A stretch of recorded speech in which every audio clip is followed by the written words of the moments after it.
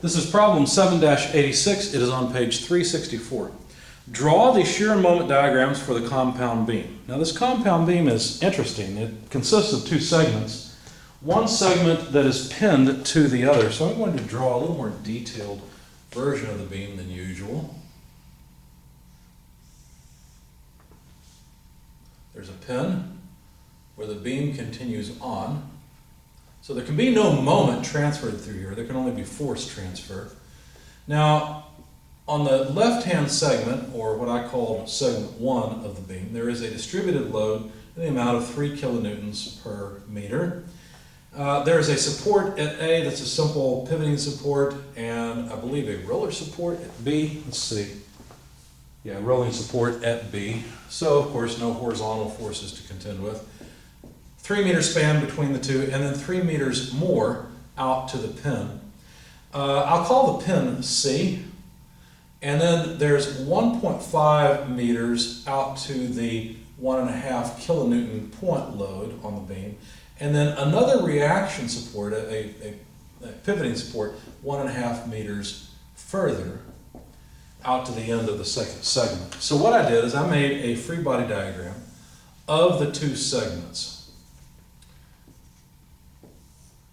So let's see, what do we have? Well, 3 kilonewtons per meter, A, B, and then at C, I chose to say that this segment must push down. Now, why would I do that? Well, if you think about a free body diagram of the second segment, support will have to act upward at C and D in order to offset that 1.5 kilonewton load, right? So if something's pushing up on the left-hand side of segment 2, it must be the right-hand side of segment 1, and therefore segment 2 is pushing down on the right-hand side of segment 1. Okay, so that's why I drew C downward on that portion of the beam. All right, so let's start with free body diagram number 2. In other words, this one over here. And it's pretty easy to see that since C and D span the beam symmetrically, that D must be half of this load, right? It must be 0.75 kilonewtons, and C must be 0.75 kilonewtons as well. Okay? Because the 1.5 kilonewton load is in the center, and C and D have to add to 1.5 kilonewtons. So no point in writing down sum of moment, sum of force equations. This is, you know what, that's not right. What did I do wrong? Oh, I wrote down the wrong value. I wrote down 1.5, I'm sorry. This should be 5 kilonewtons. So that would make each one of these 2.5 kilonewtons. Yeah, my fault. I copied the dimension instead of the load. You're probably wondering what was going on there. There we are. Okay, so now we've got C and D. Well, that means we know this value is 2.5 kilonewtons because these two C's are just equal and opposite. So now what we can do is consider free body diagram 1, the one above, of course, and some moments about point A taking counterclockwise as positive. And what do we have? Well, let's see, 3B, right, because 3 meters times B, minus 6C, right, because 6 meters over to C. And then the 3 kilonewton per meter resultant would be 3 kilonewtons per meter times 6 meters worth. That's the resultant. It acts directly above B, so it also has a 3 meter moment arm. But of course it has a negative moment about A. But that's it. That's all of the loads that we need to consider the moments of. Since we know the value of C, we know that it is 2.5 kilonewtons or 1,000 newtons. We can solve for B. So B would be equal to, well, let's see, 6 times 2.5. Let's put an X in there to make it clear. I'm just taking it to the other side. Plus 3 times 3 is 9. 6 nines are 54. There we go. And then taking the other side is also positive, divided by 3. Anyway, if you go through and calculate the result, you'll find that this is 23 kilonewtons. At least that's what I found, and hopefully I didn't make a mistake along here. So there's the magnitude of B, and then all we have to do is sum forces in the vertical direction to get the resultant, not the resultant, excuse me, the reaction at A. A plus B minus 3 kilonewtons per meter times 6 meters, let's not forget C, minus 2.5 kilonewtons equals 0. Okay. Of course, B is 23 kilonewtons. And so what I found is that A is actually negative 2.5 kilonewtons. So A is actually pulling down on this end rather than pushing up.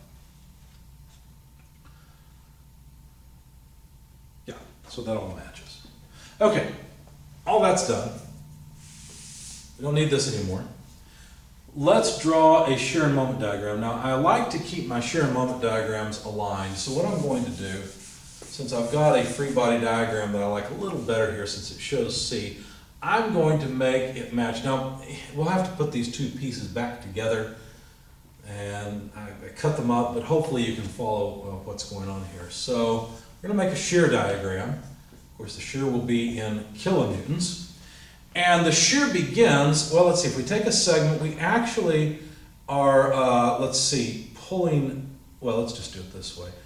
We're pulling down at negative 2.5, or pushing up at negative 2.5. So the shear would actually have to act in the opposite, well, it would be just equal and opposite, right? So, well, not equal and opposite, actually V is going to be equal to A in this case. So here's our shear force. Usually we use a single-headed arrow, but the V and the arrow look a little confusing. Anyway, so the shear begins at negative 2.5 kilonewtons. Just summing forces in the vertical direction on this free body tells us that V equals negative 2.5, because these two forces have to be equal so that they cancel.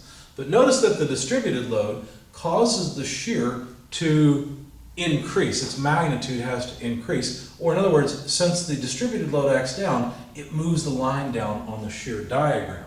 Well, by how much? Well, if we go for 3 meters, we'll get 9 more kilonewtons of load, right? Because 3 kilonewtons per meter times 3 meters is 9 kilonewtons. So we need to subtract 9 from 2.5. When you do that, we'll end up, of course, here at B. Let me try to make it look reasonable. We end up, let's see, 2.5 and 9 are negative 11.5 because both those numbers were negative. Now at B, let's put a point here, B, A. Of course, this is our x-axis in meters. I could put numbers here, but I guess I will. 3 meters and 0 meters here. At this point, the load, the reaction at B, moves our shear diagram up, notice it's in the same direction, by 23 kilonewtons. So when you take 23 minus 11.5, you end up, lo and behold, at 11.5, right? Because 11.5 times 2 is 23. All right, so there's the value of the shear once we get just past the load at B, but then we have to continue downward again because we still have distributed load, moving the shear downward at a rate of 3 kilonewtons per meter. But we've got 3 more meters worth of it, right? So that's 9 meters, or 9 kilonewtons down, so 9 from 11.5 will bring us back down to 2.5 at C, or in other words, at 6 meters. Okay, so now we're at 2.5 kilonewtons for our shear at C. Now just imagine this segment back over and connected. So what happens at C?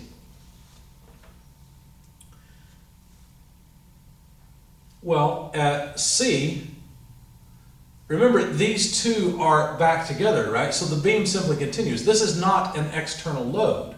If we put these two back together, C becomes an internal load and represents the shear magnitude, which continues at 2.5 kilonewtons. If you don't believe me, do it this way.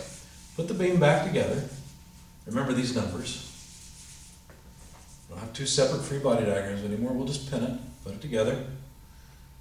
And there's only an external load here of 5 kilonewtons and reaction 2.5 kilonewtons. At this point, there's no other loads to change the shear within the beam, and so the shear simply continues along constant until we reach 1.5 more meters. So it's 7.5 meters, 6 plus 1.5 is 7.5, where the 5 kilonewton load is applied, which they didn't give that a letter. Usually they make this D and the end E, but they didn't. They made the end E, so there's no letter here.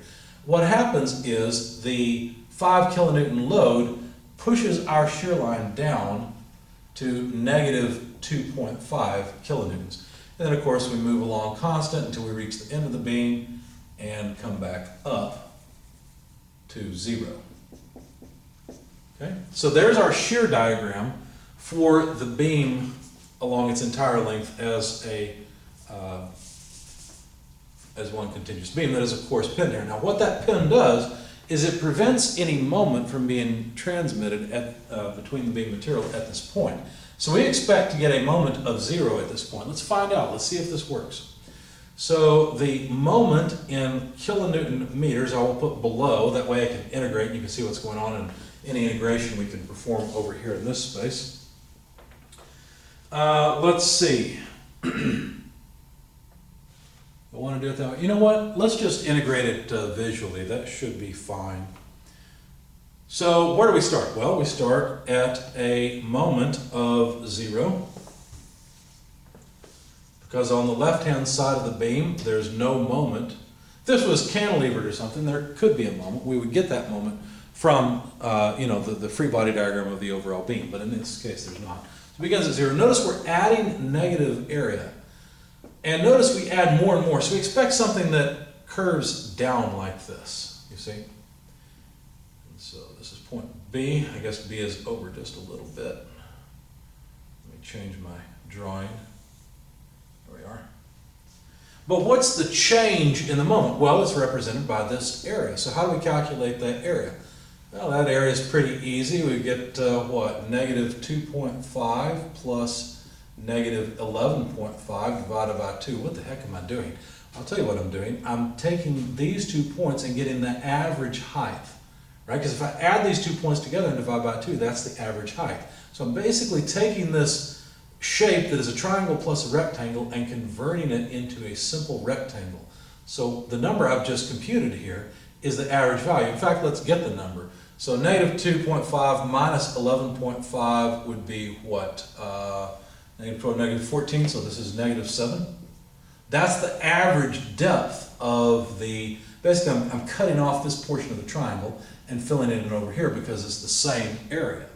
So anyway, negative 7, to get the area I need to then multiply this whole thing, which is the average height, by the width of 3 meters. So 3 times 7 is 27, so that means this moment comes down, 3 times 7 is not 27, it's 21, comes down to negative 21 kilonewton meters. Now, if you look at the area of the shear diagram on the other side, what do you notice? Well, you notice that this shape and this shape are identical to one another in terms of area. Now, this adds positive area, whereas this was a negative area. And so, sure enough, at point C, our moment comes back to 0 because this area represents the change in the moment. It's a positive change in the amount of 21 kilonewton meters. Now, what about what happens after C? Well, we continue to add positive area. How much? In other words, how much is the change in the moment from 0 at C due to this little rectangle? Well, let's see. The height of the rectangle is 2.5. And the width of this rectangle, I may have to look back at my notes. I think that, that's 1.5 meters. So what we need is 2.5 times 1.5. And when I did the math, it's pretty simple. That's 3.75. So what happens is the moment increases until we get to 3.75 kilonewton meters. You'll notice this area is negative area. It's exactly opposite. And sure enough, our moment comes back to 0 at the end of the beam, okay? However, here's a question for you. I've kind of broken the line here. Should I have, or is this continuous? Well, how would we decide? Well, we look at point C and look at the slope to the left and to the right of point C. The slope is simply the magnitude of the shear. To the right of the point, the magnitude of the shear is 2.5. To the left of the point, just infinitesimally to the left, the magnitude of the shear is still 2.5. So my drawing's not very good. I really needed a straight line here to move into my moment curve. I needed these two to be tangent. Okay. But there's the shear and moment diagram with relevant points. Of course, this point's over at what was that, 8 meters, I think? No, 6 meters. Okay. And then, of course, the end point of the beam is at 9 meters, but we weren't really using those numbers throughout the solution very much at all. Now, of course, we could do this by integrating, so we could come up with an equation for this line, we could integrate it, but unless we wanted to get the equation for the moment line as a function of x, there's not a whole lot of a point in doing that. A lot of times what you really want is not so much the shape of the line or the rate of change of it or anything. What you want are these points, these maximum moment points. And we can get that with these very simple areas under the shear diagram by simply calculating the area based on the simple shapes.